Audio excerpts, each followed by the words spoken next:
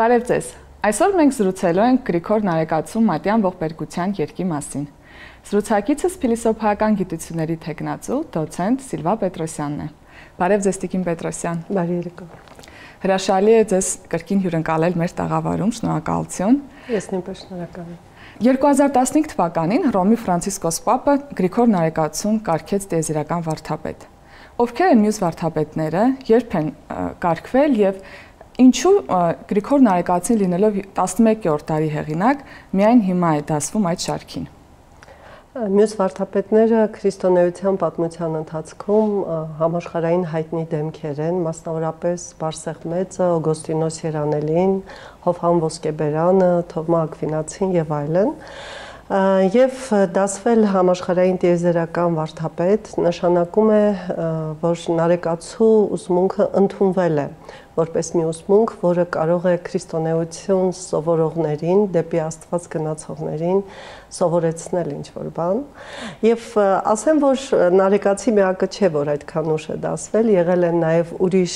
հեղինակներ, որոնց անգամ 1000 տարուց ավելի ժամանակ է տևել, մինչև որ դասել են, օրինակ Իրենայոսը։ Բայց Նարեկացու պարագայում այդտեղ մի ուրիշ պատճառ էլ կա, բացի հենց բուն Նարեկացու անձի եւ գործի հետ կապված լինելուց,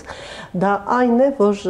երկար ժամանակ արևմուտքում ընդունված է եղել համարել, որ 5-րդ դարում, երբ որ մեր նախնիները չեն ընդունել Քաղկեդոնի ժողովի որոշումները, մտածել են, որ հայ եկեղեցին խոտորվել է ճիշտ ուղուց եւ մտածել են, որ ընկել է այսպես կոչված աղանդի մեջ, հերեսի մեջ, բայց իրականում այդպես չէ եւ Գարեգին Սարգսյանը, մեր վեհափառ կաթողիկոս Գարեգին առաջինը ցույց է տվել, որ այդպես չէ եւ դրանից հետո Հռոմը իր տեսակետը փոխել է հայոց եկեղեցու հանդեպ։ Ինչ ստեղծագործություն է մատյան ողբերգությանը։ Արդյոք այն գեղարվեստական գործ է թե աստվածաբանական։ Եթե գեղարվեստական է, գուցե ունի աստվածաբանական խորքեր։ Միանշանակ այն աստվածաբանական խորք ունի, քանի որ զրույց է Աստծո հետ,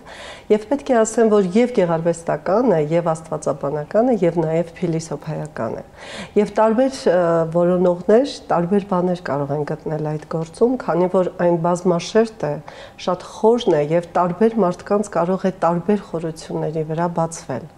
Բնականաբար այն աստվածաբանական գործ է, քանի որ այդ գործի հասցեատերը եւ ակունքը, եւ սկիզբը, եւ վերջը Աստված է։ Եվ բնականաբար այն նաեւ գեղարվեստական է, քանի որ Նարեկացին փորձել է բառերով արտահայտել այն, ինչն անարտահայտելի է։ Եվ պատահական չէ, որ նա երբեմն Աստծուն բնութագրելու համար շատ ու շատ բառեր է ընտրում։ Կարծես նրան չի հերիքում բառերի այդ հոսքը։ Երբեմն նույնիսկ ինքն է ստեղծում։ Մենք գիտենք, որ Նարեկացին բառաստեղծ հզոր մեծ ավանդ ունի եւ էլի նա չի հագենում, որովհետեւ Աստված այն է, որ հնարավոր չէ մեր սահմանափակ բառերով, մեր սահմանափակ բանականությամբ հնարավոր չէ բացատրել։ Ինքը իրոք անճարելի եւ անքննելի է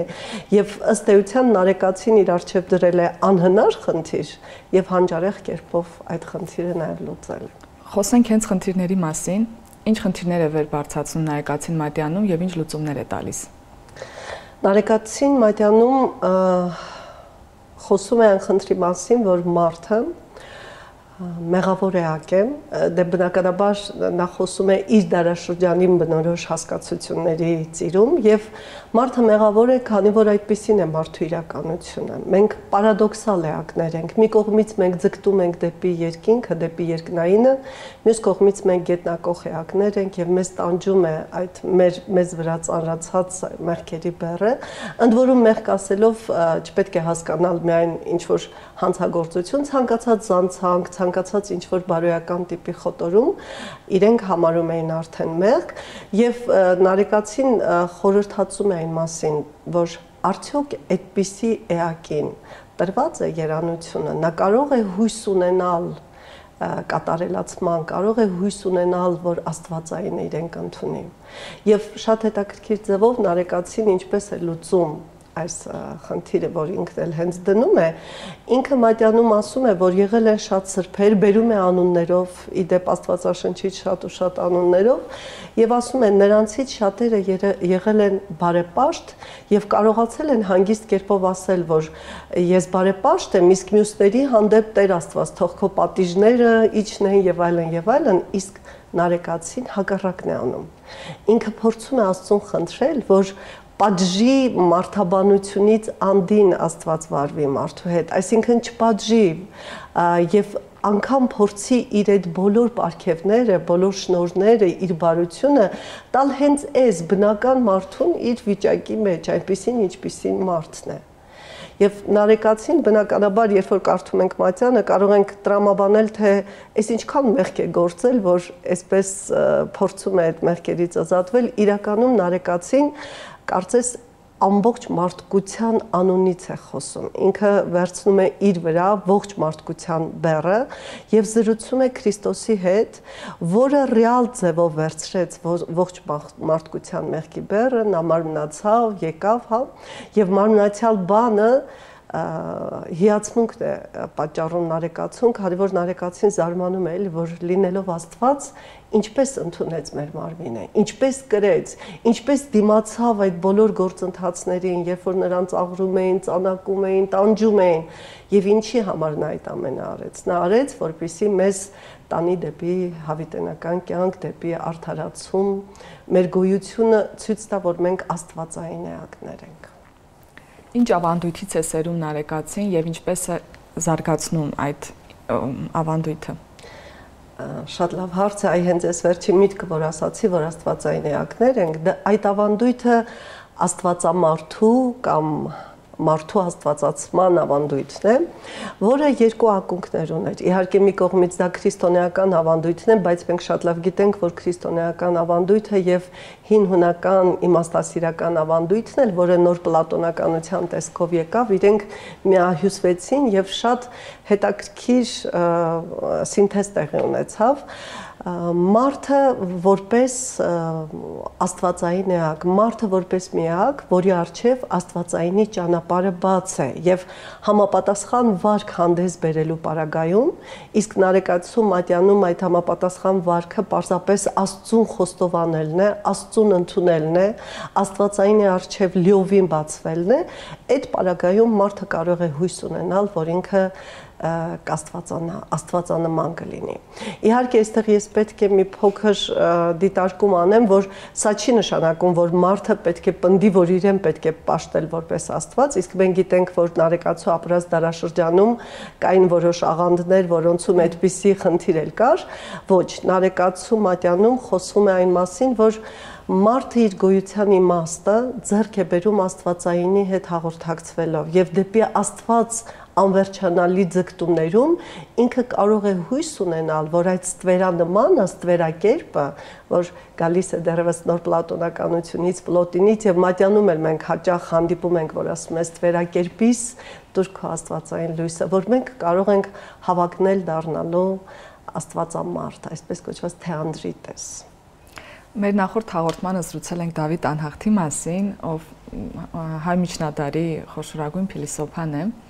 Հետաքրքիր է իմանալ, ինչ կապ գոյություն ունի այս երկու հսկաների՝ Դավիթ Անհախտի եւ Գրիգոր Նարեկացու միջև եւ ինչ զուգահեռներ կարելի է տանել։ Ինչպես հիշում ենք, Դավիթ Անհախտի համար փիլիսոփայությունը աստվածանմանությունն էր ըստ մարդկային կարողության, եւ նա պնդում էր, որ մենք լիովին չենք կարող նմանվել Աստծուն, այլ կարող ենք նմանվել միայն այնքանով, որքանով մեզ թույլ է տալիս մեր սահմանափակ մարդկային բնույթը։ Եվ Նարեկացին հետևորդն է նաև այս դպրոցի, ընդհանրապես Նարեկյան դպրոցում եւ իր քեռին, Անանյա Նարեկացին եւ ընդհանրապես իր նախնիները եւ մինչեւ 10-րդ 11-րդ դար Դավիթ Անհախտի բերած հարացույցը Հայաստանում գործում էր եւ մեր հոգեվոր կրթություն ստացողները բոլորը կրթվում էին հենց այդ փիլիսոփայության սահմանումների միջոցով եւ ըստ էության Նարեկացին նույնպես շարունակում է այդ հրաշափառ հարացույցը։ Վիճահարույց է համարվում հարցն այն մասին, թե որ ժամանակաշրջանի մտածող է Գրիգոր Նարեկացին, վերածննդի թե միջնադարի։ Խնդրեմ ձեր մեկնաբանությունը։ Վիճահարույց է, քանի որ միջնադարը եւ վերածնունդը երբեմն հակադրում են իրար, ընդ որում դրա մեջ մեծ դեր ունեն նաեւ հենց վերածննդի մտածողները, որոնք համարում են, որ միջնադարը խավարամտության դարաշրջան էր եւ միայն իրենք եկան եւ լույսը բերեցին, իրականում այդպես չէ։ Իրականում միջնադարում շատ բան է եղել եւ առ այսօր դեռևս մենք 21-րդ դարում դեռ լիովին միջնադարի հստակ պատկերը չունենք, ինչքան էլ փորձում ենք վերակազմություններ անել, դեռ ճիշտ չենք պատկերացնում ինչ է միջնադարը։ Եվ եթե այսպես լայն իմաստով ընկալենք, Նարեկացին միջնադարյան մտածող է, բայց Նարեկացին մի մտածող է, որը կարող էր հանգիստ խոսել եւ մարմնական սիրո մասին, ինքը երկերքոցի մեկնության մեջ է դա խոսել, նույն մատյանում իր տաղերում հաճախ դիմում է Աստվածամորը եւ այնպիսի մեծ հարգանքով է դիմում, որ ժամանակակից մշակույթը շատ ուշ է եկել այդ կարծիքին, որ կանանց այդպես հարգանքի արժանացնեն, այսինքն միջնադար ասվածը շատ հարաբերական մի բան է եւ նաեւ եկեք չմոռանանք ոնց կարող է պատահել, որ զուտ նեղ իմաստով սոստ միջնադարի մտածողը 21-րդ դարում համարվեր տիեզերական վարդապետ։ Այս մեծ դեմքերը իրենք ժամանակից անդին են եւ բոլոր ժամանակների համար են։ Եվ ըստ այդմ կարող ենք ասել, որ ովքեր որ մտածում են, որ Նարեկացին միջնադարյան մտածող է, ճիշտ են, ովքեր համարում են, որ նա վերածննդի բաղադրիչները բերել դարձյալ ճիշտ են, թեպետև Հայաստանում վերածննդի կարիք չկար, որովհետև հին անտիկ ավանդույթը մեզանում պահպանված էր, չէր էլ մահացել, որ վերածնվելու կարիք լիներ, եւ ովքեր համարում են, որ Նարեկացին այն ոգեղեն հսկան է, որի համար ժամանակի հոսքը ոչինչ չի նշանակում, ինձ թվում է ամենաճիշտը դա է։ Որն է Նարեկացու Մատյանի տեղը մեր հոգևոր մշակույթում։ Նարեկացու Մատյանը պետք է շատ լուրջ ու շատ կարևոր տեղ ունենա մեր մշակույթում, ցավոք սրտի այժմ այն ավելի շատ հռչակված է, քան ապրված։ Եվ այն ինչ որ ասում է Նարեկացին, ինչի համար որ ինքը ցավով այդպես աղաղակում է, վերաբերում է նաև իր գործին, որովհետև երևի թե բոլոր հայկական ընտանիքներում այդ գիրքը կա։ Երբ որ մարդիկ հիվանդանում են, վերցնում են իրենց ձեռքը կամ փորձում են դնում են մահճակալի մոտ, որ բուժվեն, հավատում են, կարող են աղոթելիս վերցնել եւ անմիջապես ուժ ստանալ, ինչ որ խորհրդազգաց միստիկ ուժ, բայց չեն բացում կարդալու։ Ցավալին այն է, որ չի բացվում, չի ընթերցվում եւ ես շատ կցանկանայի, որ մեր երիտասարդությունը եւ ինչու՞ միայն երիտասարդները, բոլորը բացեին եւ կարդային եւ փորձեին հաղթահարել։ Իհարկե հեշտ չէ, սկզբում դժվար է լինելու, սկզբում ընթերցողը չի պատկերացնելու, որ այդ հեղեղով, բառերի այդ հեղեղով ինչ է ուզում իրեն ասել Նարեկացին, բայց աստիճանաբար, երբ որ ընթերցվեց մեկ անգամ, երկու անգամ, երեք անգամ, արդեն բացվելու են այն հորիզոնները, որ մեզ համար բերում են Նարեկացին։ Իդեպ ուզում եմ մի փոքր զուգահեռ տանել նաև այսօրվա տեսանկյունից, տեսեք ժամանակակից աշխարհում արևմուտքում մի շարք իմաստասերներ փորձում էին լուծել մարդու խնդիրը, փորձում էին հասկանալ, թե այսինչ աբսուրդի մեջ ենք, ինչ անիմաստություն է, կարծես տրամաբանությունը դադարել է գործել։ Ամեն օր կարող է մենք լուրերով լսենք նորանոր բաներ ու հասկանանք, որ ոչ մեկը մյուսից չի բխում, ինչ որ աբսուրդ իրադրություն է։ Եվ այդ աբսուրդից ազատվելու համար շատ հեղինակներ, շատ փիլիսոփաներ անգամ Աստծո անունը չտալով, օրինակի համար ասենք Մարտին Հայդեգերը, Բերգսոնը եւ այլն, անգամ Աստծո անունը չտալով, իրենք կարծես թե իրենց ողջ ուսմունքով ցույց են տալիս, որ ճանապարհը դեպի Աստված է։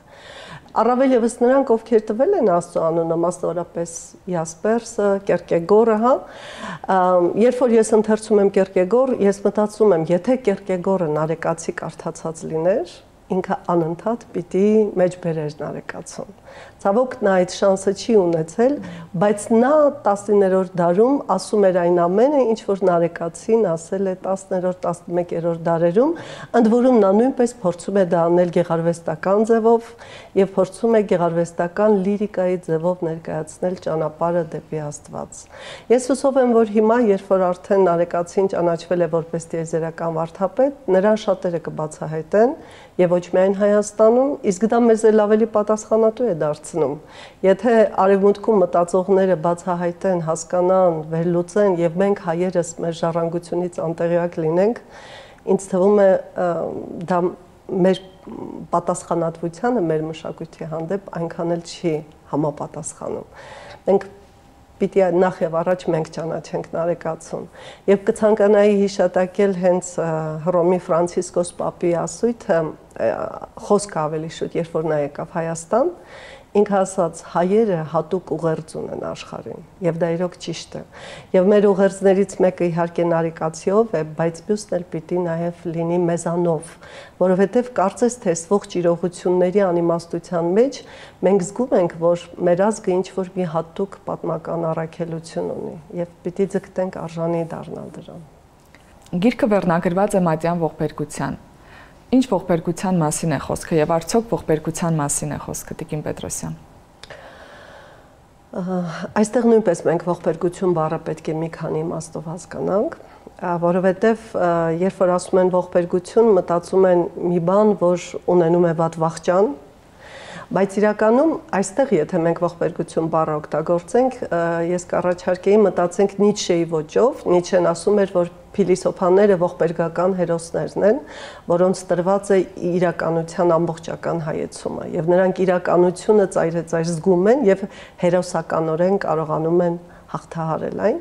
Ինձ թվում է հենց այդպիսի մի ողբերգական հերոս է եւ Նարեկացին, որը որ զգացել է մարդու իրադրությունը, բայց նաեւ տեսել է ճանապարհները դրանից դուրս գալու։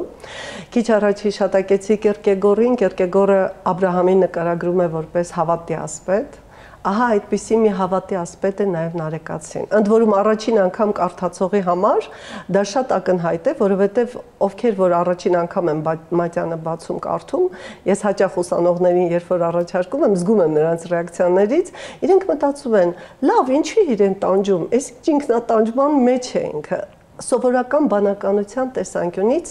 դա հասկանալի չէ, այդ ողբերգական հերոսականությունը, որի ճանապարհով գնում է Նարեկացին, սովորական բանականության տեսանկյունից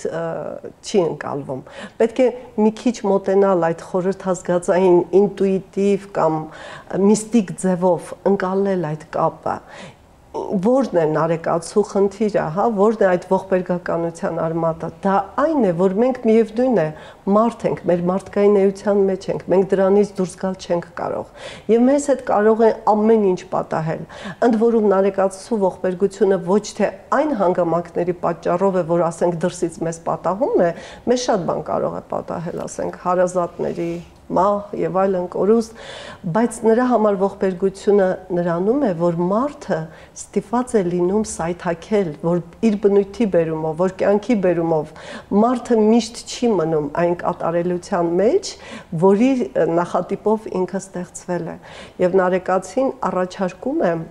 այդ ողբերգականությունը հաղթահարելու համար գնալ շարունակ կատարելացման ուղով։ Եվ այս կատարելացման ուղում հարցում ինքը նույնպես նոր պլատոնականության ավանդույթի շարունակողն է,